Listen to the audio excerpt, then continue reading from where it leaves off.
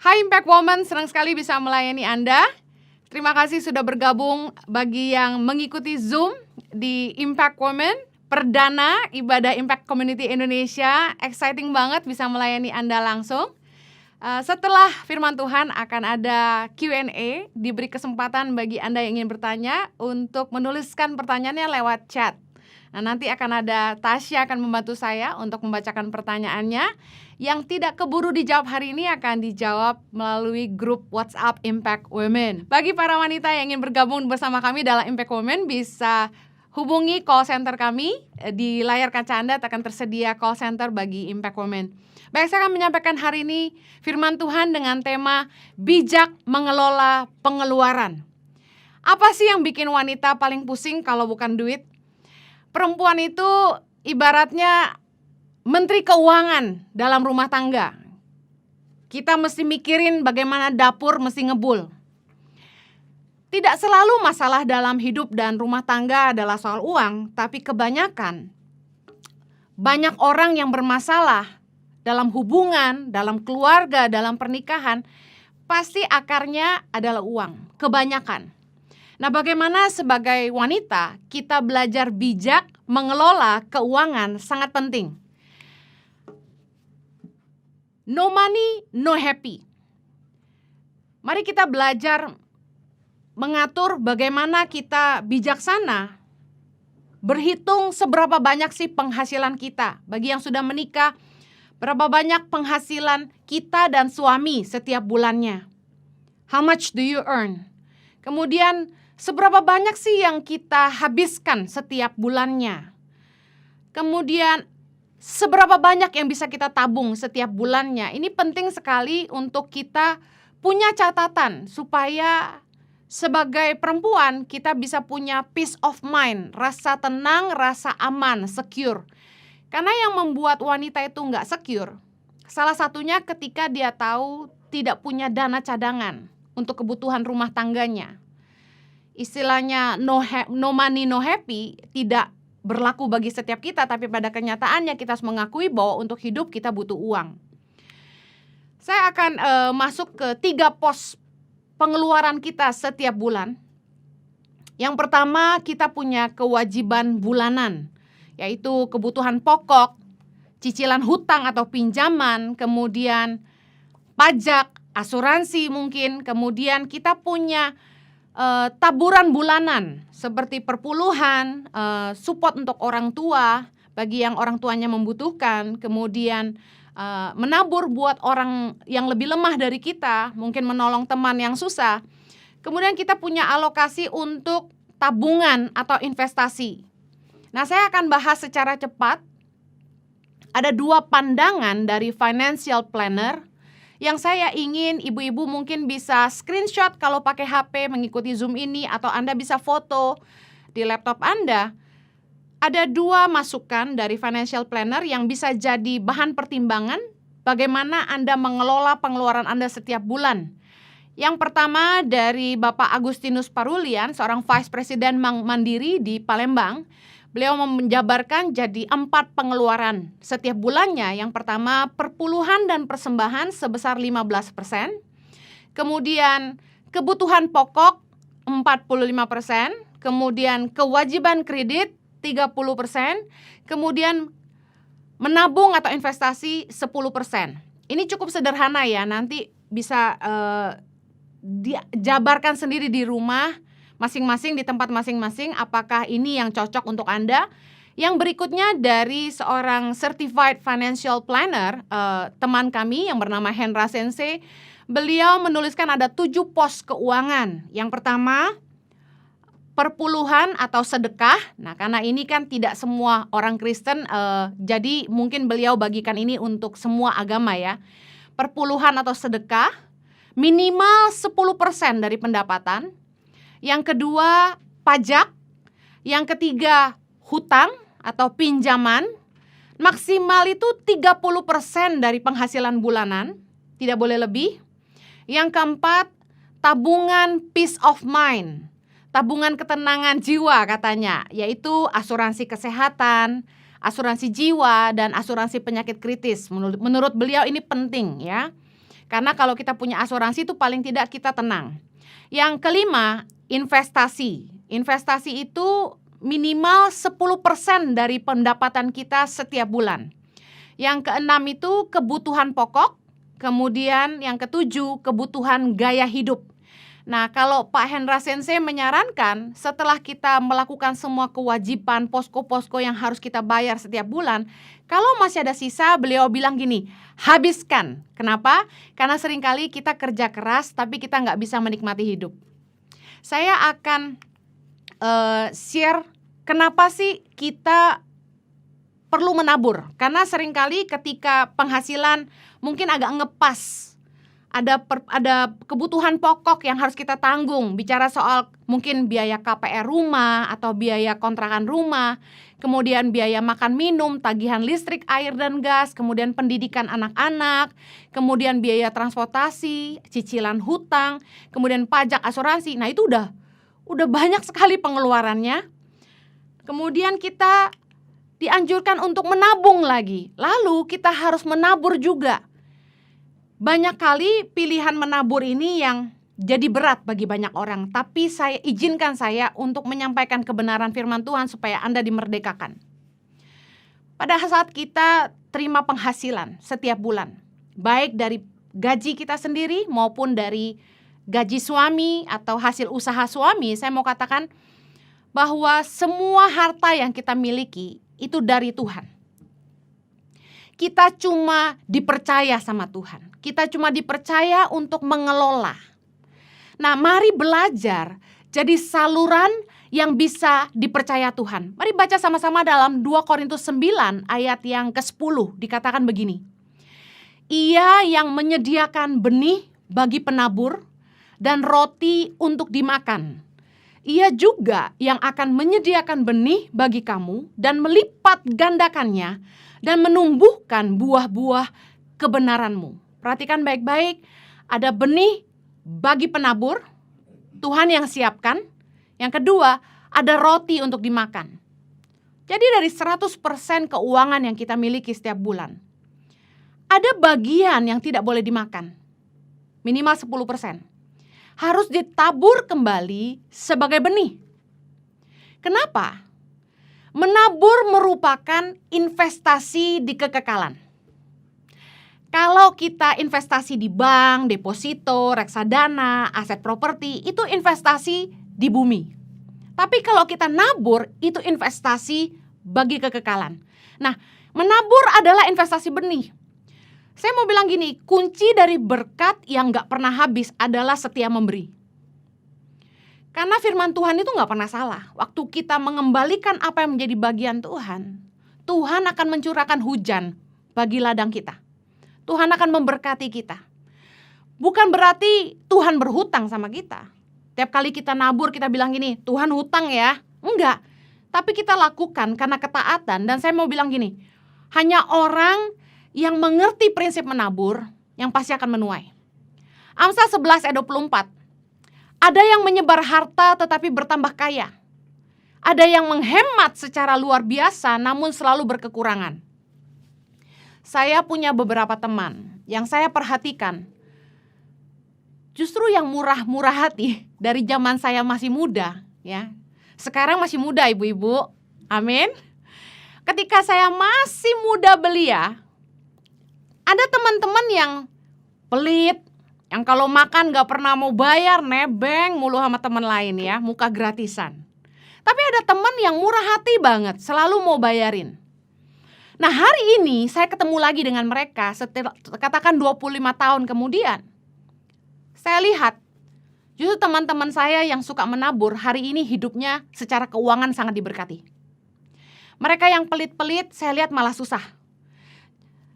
Tuhan itu gak pernah salah. Firman Tuhan itu kebenaran. Sesulit apapun keadaanmu, jangan berhenti menabur. Karena rahasia kita jadi berkat dan diberkati adalah kita setia memberi. Yesus bilang dalam firman-Nya bahwa lebih berbahagia memberi daripada menerima.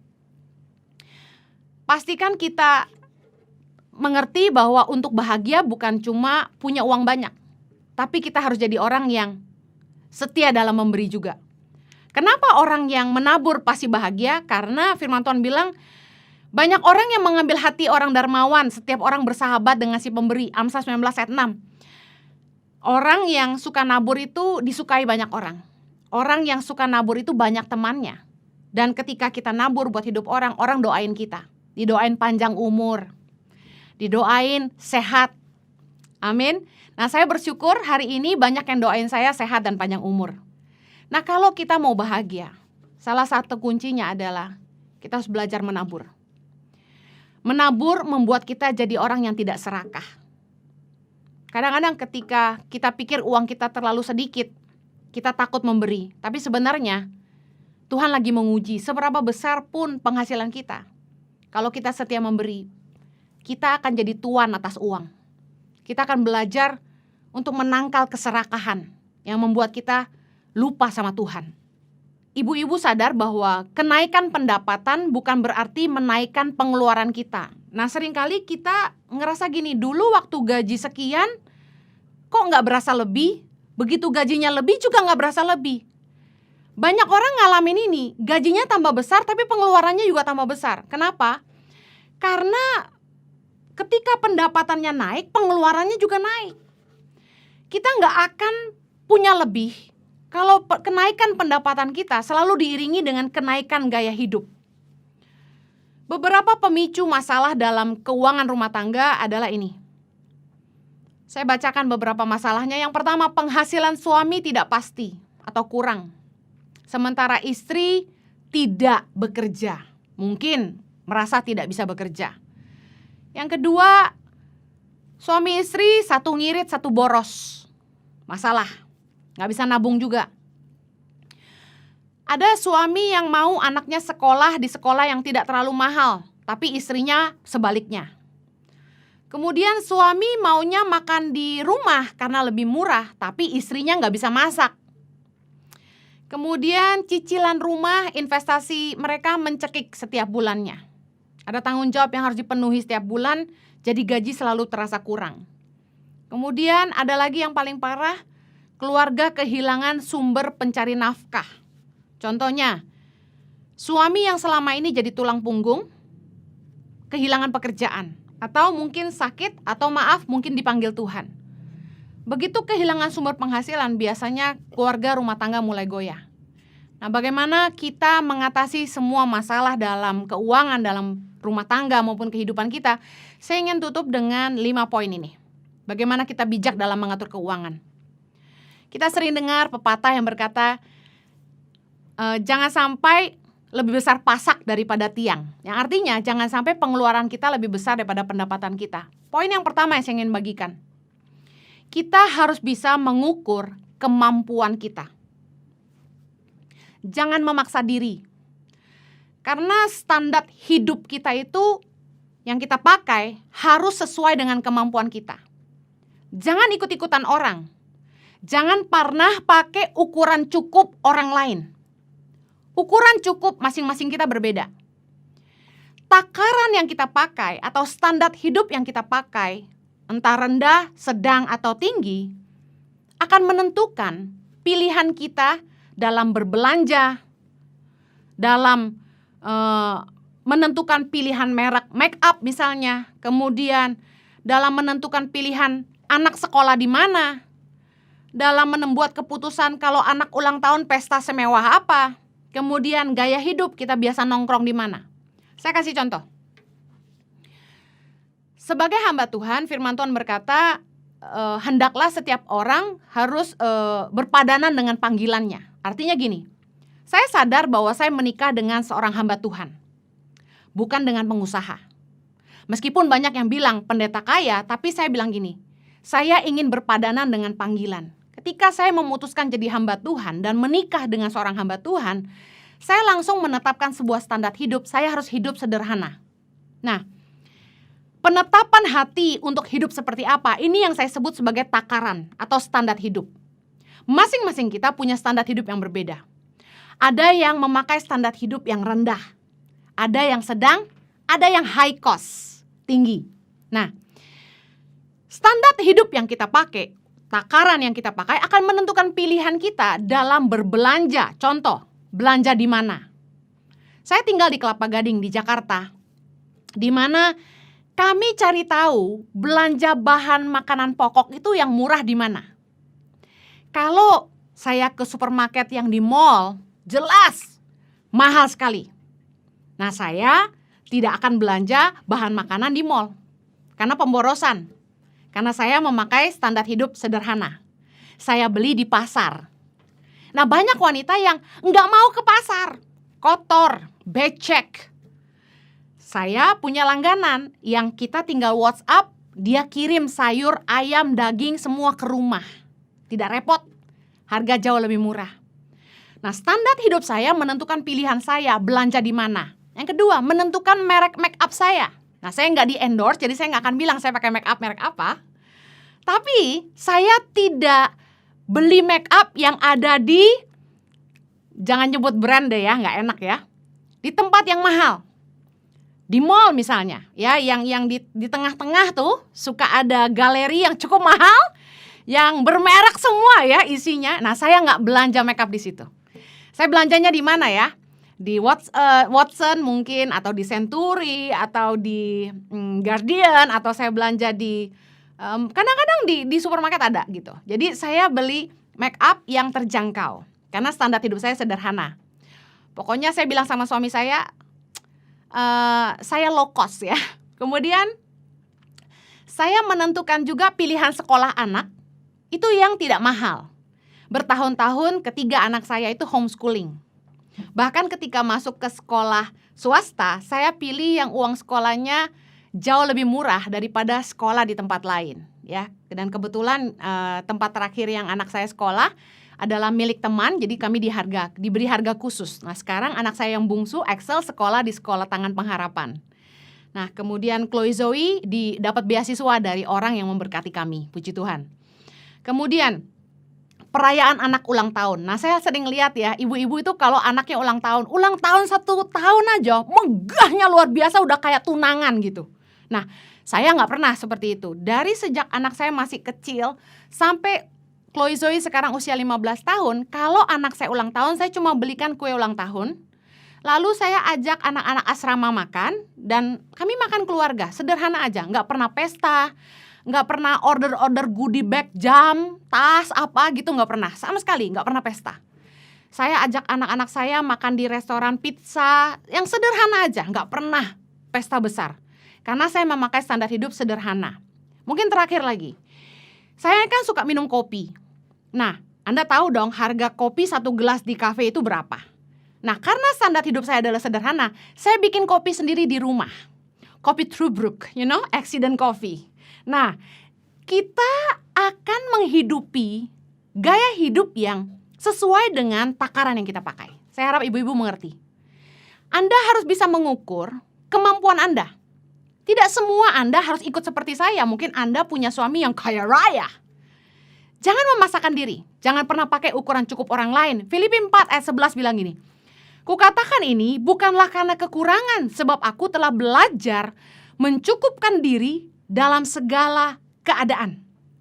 Artinya firman Tuhan mengajar kita gini.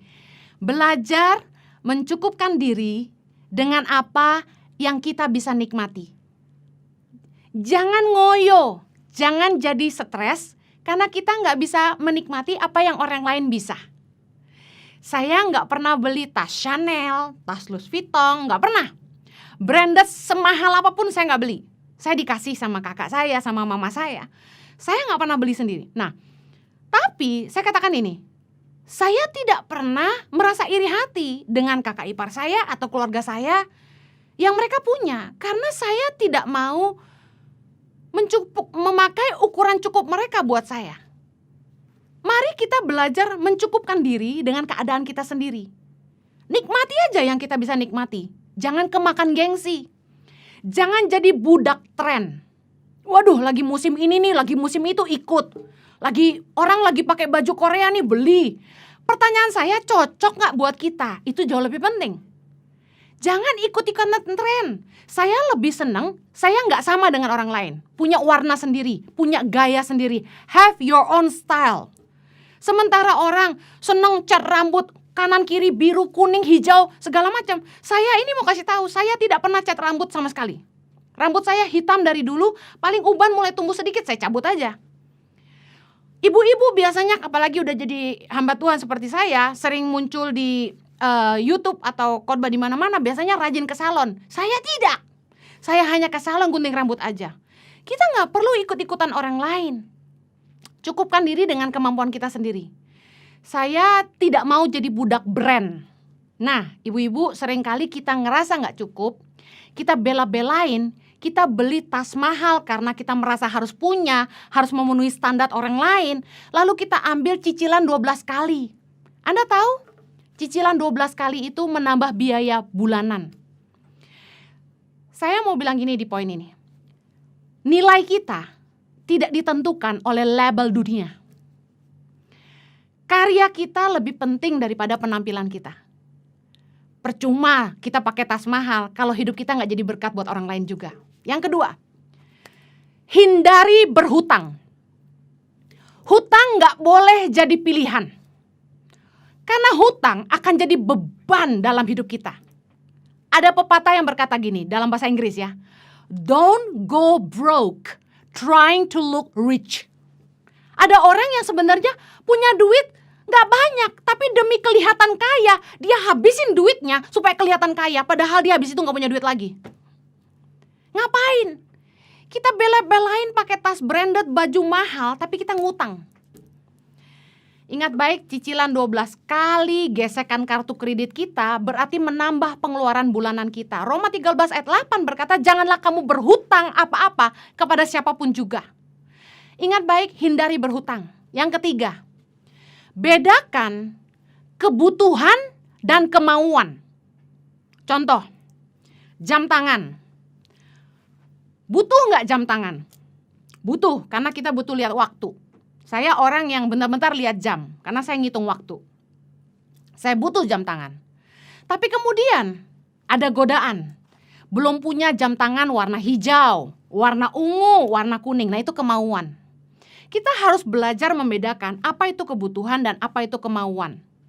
Mari belajar menguasai diri untuk kebutuhan yang lebih besar ke depan. Karena gini, belanja sedikit, belanja sedikit, belanja sedikit. Tahukah Anda ketika kita tidak belanja yang sedikit-sedikit itu kita bisa beli sesuatu yang jauh lebih besar dan lebih bernilai di kemudian hari. Pengkhotbah 6 ayat 9 berkata gini, lebih baik melihat saja daripada menuruti nafsu. Keren ya, Alkitab tuh semua ada. Jangan lapar mata. Kalau sekedar cuci mata gak apa-apa, jalan-jalan window shopping. Tapi jangan lapar mata. Lebih baik melihat saja daripada menuruti nafsu, kata firman Tuhan. Ingat ibu-ibu, kita tidak harus punya segalanya. Jangan selalu ngikutin keinginan mata kita. Berapa banyak kita beli pada akhirnya kita gak butuh dan kita gak pakai, akhirnya juga kita buang. Jangan mengejar barang yang sia-sia. Sebelum Anda beli sesuatu, bertanyalah pada dirimu, emang butuh? Sebelum pergi belanja, ada baiknya kita tetapkan apa yang kita butuhkan, kita tulis, dan kita mulai bikin budget. Amsal 28 ayat 19 berkata gini, siapa mengerjakan tanahnya akan kenyang dengan makanan. Tetapi siapa mengejar barang yang sia-sia akan kenyang dengan kemiskinan. Diulangi dalam Amsal 12 ayat 11, siapa mengerjakan tanahnya akan kenyang dengan makanan. Tetapi siapa mengejar barang yang sia-sia tidak berakal budi. Saya percaya ibu-ibu adalah ibu-ibu yang cerdas, yang bijaksana. Jangan kejar barang yang sia-sia. Amen. Saya mau tutup dengan 2 poin terakhir secara cepat. Ketika Anda ingin bijaksana dalam mengatur pengeluaran, bijaklah dalam berbelanja. Belilah kebutuhan sehari-hari lebih banyak ketika sedang ada potongan harga. Tapi jangan berlebihan, beli secukupnya. Kenapa? Saya diajarin kakak saya itu branch manager bank di Australia, di salah satu bank di sana. Dia bilang gini, kalau kamu butuh sabun cuci pakaian, minyak goreng, gula yang memang kamu pasti pakai setiap bulan, beli lebih banyak ketika lagi sale. Karena pada akhir tahun sebenarnya kamu jauh lebih ngirit, dia bilang gitu. Yang kedua, belilah barang yang berkualitas di waktu yang pas. Jangan keburu nafsu beli barang itu karena murah, sale. Perempuan apalagi kalau udah lihat SALE itu matanya hijau ya, matanya merah. Dengar baik, kalau kita perlu sesuatu, jangan cari murahnya. Jangan juga termakan sama brand. Belilah yang berkualitas, tapi di waktu yang pas. Waktu yang pas itu kapan? Ketika ada potongan harga, ketika harganya sudah jauh lebih murah. Nah itu waktu yang tepat untuk belanja. Jangan tergiur untuk kejar seri terbaru. Karena pada akhirnya setelah ada seri baru muncul lagi, harga seri baru itu sudah turun lagi. Amsal 21 ayat 20 bilang gini, harta yang indah dan minyak ada di kediaman orang bijak, tapi orang yang bebal memboroskannya. Kalau Anda suka belanja, saya sarankan gini. Pilihlah barang-barang yang memiliki nilai investasi yang tinggi di jangka panjang. Artinya bisa dijual kembali. Contoh, batu berlian, diamond. Kalau bisa belilah di atas 0,5 karat, karena itu akan jadi investasi. Kalau hanya sekedar perhiasan, cukup punya satu set, selesailah. Yang selebihnya tabungan itu berupa batu permata. Karena mama saya jualan diamond, saya ngerti dikit. Yang kedua, belanjakanlah logam mulia. Karena logam mulia merupakan investasi yang sangat baik. Kita kaget bukan investasi logam mulia hari ini naik sampai 1 juta per gramnya, luar biasa. Kemudian aset rumah. Nah, ibu-ibu, penting banget kita menginvestasikan uang kita untuk hal yang penting. Kenapa? Kalau kita punya tanggung jawab setiap bulan untuk bayar KPR rumah contohnya, sisanya kan jadi tinggal sedikit uang kita. Nah, kita akan jadi lebih bijaksana untuk menghabiskannya untuk hal-hal yang penting. Nggak beli yang nggak penting-penting. Tapi kita sedang belanjakan untuk uang kita untuk hal yang sangat-sangat bermanfaat. Karena setiap kita pasti butuh rumah. Dan kalau Anda sudah punya rumah tinggal, kalau Anda sudah lunas dengan KPR Anda dan Anda ingin berinvestasi, beli apartemen contohnya, beli rumah kecil di kos-kosin misalnya, suami Anda saya jamin akan jauh lebih sayang sama Anda karena punya istri yang sangat bijak mengelola keuangan. Bagi Anda yang jomblo, kalau Anda wanita yang bijaksana dalam mengelola keuangan, siapapun yang menikahi Anda pasti bahagia karena dia tahu masa depannya tidak akan susah. Saya tutup yang terakhir. Mau ngirit, jangan sering ke mall. Saya belajar dan saya hidupi ini. Jangan sering nongkrong di kafe karena buang-buang duit. Jangan sering ke mall karena gini, kita kan matanya buaya. Jadi jangan banyak lihat. Kalau nggak lihat pasti nggak belanja. Amin. Saya mau jawab pertanyaan-pertanyaan yang sudah masuk. Silakan Tasya. Selamat malam Kak Heni. Saya mau tanya bagaimana dengan saya mengatur keuangan, terutama tentang taburan. Suami saya pelaut, kerja 3-4 bulan. Sementara kalau di rumah tidak kerja, tidak ada penghasilan, bisa sampai dengan 2-3 bulan. Terima kasih Kak. Oke, apakah Anda bisa buat sesuatu untuk dijual, bisa buka usaha kecil-kecilan di rumah mungkin, yang kemudian ketika suami pulang bisa bantu, misalnya buka warung dan lain sebagainya, atau jualan online gitu, supaya suami juga ketika pulang bisa tetap produktif. Nah, mungkin uang dari suami bisa disisihkan sebagian untuk modal usaha. Saran saya itu, temukan apa yang jadi potensi kemampuan Anda dan kembangkan itu di situ. Nah, kalau butuh pelatihan dan sebagainya, ada banyak orang yang menawarkan pelatihan hari-hari ini. Kalau nggak bisa hubungi call center kami, ada teman yang menawarkan untuk pelatihan membuat ayam tajir, bebek tajir dengan modal yang hanya 3 juta aja katanya. Oke. Nah, pertanyaan kedua nih, Pastor. Bu Heni, jika calon pasangan membantu keluarga dan keluarganya cukup mengatur, lebih baik saat menikah dalam mengatur keuangan, lebih baik akun bersama ataukah tetap berpisah untuk akun keuangannya? Oke, bagi Anda yang mau nikah, penting sekali untuk duduk bersama untuk menyepakati ke depan tanggung jawab kepada keluarga masing-masing. Karena di dalam pernikahan ada keterlibatan pihak keluarga, bahwa anak harus bertanggung jawab untuk orang tuanya, baik istri maupun suami. Nah, ini perlu duduk bicara. Disepakati sama-sama ke depan istri harus support orang tua kah? Ada adik yang harus ditanggung kah? Dan suami juga demikian. Nah, sebelum nikah sebaiknya duduk berhitung dulu. Seberapa banyak kita bisa bantu orang tua dan keluarga kita? Ya semampunya. Jangan sampai support kita ke keluarga itu mengorbankan keluarga inti. Karena setelah menikah prioritasnya beda. Sebelum menikah prioritas anak adalah orang tuanya, kakak adiknya. Tapi setelah menikah prioritasnya adalah istri dan anak-anaknya, suami dan anak-anaknya. Nah kalau ada kekhawatiran, kalau joint account, uangnya gabung lalu nanti uang yang bersama ini dipakai untuk keluarga suami, nah ini berarti belum duduk bersama untuk bicarakan ini. Nah kalau sudah mau menikah ini harus disepakati dulu bahwa uang ini untuk apa. Harus ada pos-pos keuangan seperti yang tadi saya jabarkan. Semoga menjawab. Berikutnya. Malam, Ibu Heni, saya Lili mau bertanya, ini kan pandemi, usaha suami saya sudah sepi juga. Tetapi dari ipar-ipar saya sudah tidak mau mengerti dan selalu menuntut bayar saweran asuransi dari mertua saya. Nilai asuransinya itu sudah 50% dari penghasilan suami. Itu gimana ya? Oke, pengeluaran orang tua itu tidak menjadi tanggung jawab anak 100%. Contoh, belum tentu anak berpenghasilan cukup untuk memenuhi gaya hidup orang tua mereka. Kalau ini bicara hanya sekedar asuransi, berarti anak-anak semuanya harus patungan untuk support orang tua. Nggak bisa hanya mengandalkan satu anak aja. Akan berat sekali, apalagi membutuhkan dana 50% dari penghasilan suami Anda. Sementara suami juga harus menanggung keluarga sendiri. Nah, seberapa banyak sih kewajiban kita membantu orang tua?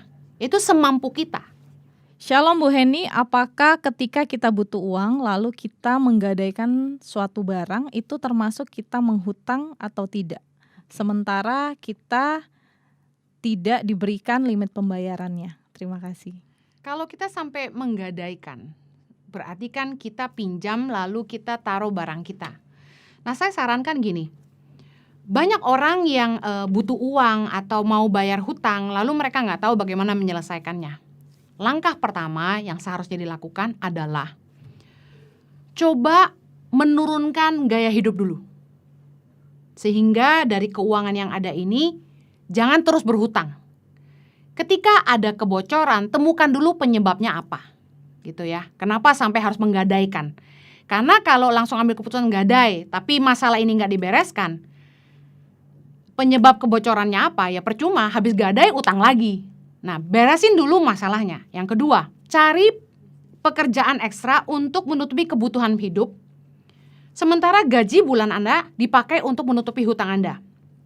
Yang ketiga, lihat aset-aset yang ada yang punya nilai jual. Kenapa enggak jual dulu aset yang nilainya lebih, tapi kemudian juga mengeluarkan pengeluaran kita. Mobil contohnya. Mobil itu pengeluarannya banyak sekali gitu. Kalau kita nggak punya mobil, apakah kita susah? Nggak juga kan gitu. Udah banyak sekali sarana transportasi yang murah hari-hari ini tanpa kita harus mengeluarkan beban-beban seperti pajak, asuransi, servis dan lain sebagainya. Nah, lebih baik jual aset yang kalau kita jual nggak masalah, tapi nilainya tinggi untuk menutupi kebutuhan yang banyak gitu loh. Contoh. Perhiasan, jual saja. Kalau Anda gadai, berarti ada keinginan untuk membeli kembali dan percayalah itu loss. Karena begitu Anda mau beli balik, orang itu sudah jual dengan harga yang lebih tinggi. Pilihan untuk menjual aset adalah pilih aset mana yang kalau dilepaskan ini tidak masalah buat Anda, malah membantu Anda mengurangi pengeluaran bulanan Anda. Oke, nanti untuk pertanyaan yang belum terjawab, akan kami lanjutkan di grup WhatsApp. Terima kasih sudah bergabung dalam Zoom Impact Women. Ketemu lagi di pertemuan berikutnya, kita berdoa. Bapa di sorga, kami bersyukur buat malam hari ini kami bisa share firman Tuhan tentang bijak mengelola pengeluaran. Berdoa supaya setiap wanita yang mengikuti ibadah ini boleh diberkati Tuhan dengan hati yang bijaksana. Supaya mereka pandai mengelola pemasukan pengeluaran mereka, supaya hidup mereka boleh sejahtera Tuhan, boleh tenang, boleh damai dan bahagia. Tuhan berkati anak-anak-Mu, tidak ada yang kekurangan. Kami percaya limpah-limpah Tuhan berkati. Lumbung-lumbung mereka sampai Tuhan tumpah ruah. Penuh dengan berkat Tuhan senantiasa. Berkati dengan kesehatan yang sempurna. Biarlah mereka boleh bijak mengelola keuangan mereka. Supaya mereka bisa bebas atas setiap tekanan dalam keuangan. Mereka bisa take control over their money. Hamba berdoa buat mereka semua Tuhan. Biar Tuhan memberkati keluarga mereka masing-masing. Hubungan pernikahan mereka masing-masing. Juga mereka yang butuh pasangan hidup Tuhan berkati. Demi nama Yesus kami berdoa. Amen. Kau tunjukkan kasih setiamu, Kau menyediakan yang ku perlu.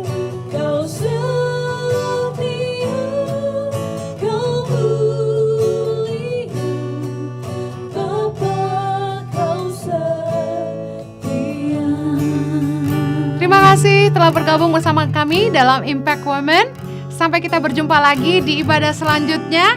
Stay safe, God bless you. Jangan lupa untuk ikuti ibadah besok jam 18 waktu Indonesia Barat di YouTube channel Henny Kristianus. Dan hari Minggu jam 10 pagi waktu Indonesia Barat. Baik-baik semuanya, tetap bijaksana. Di ibadah selanjutnya kita akan lanjutkan materi tentang family and money dalam bijaksana mengelola pendapatan. Tuhan berkati, stay safe, God bless you semua, bye.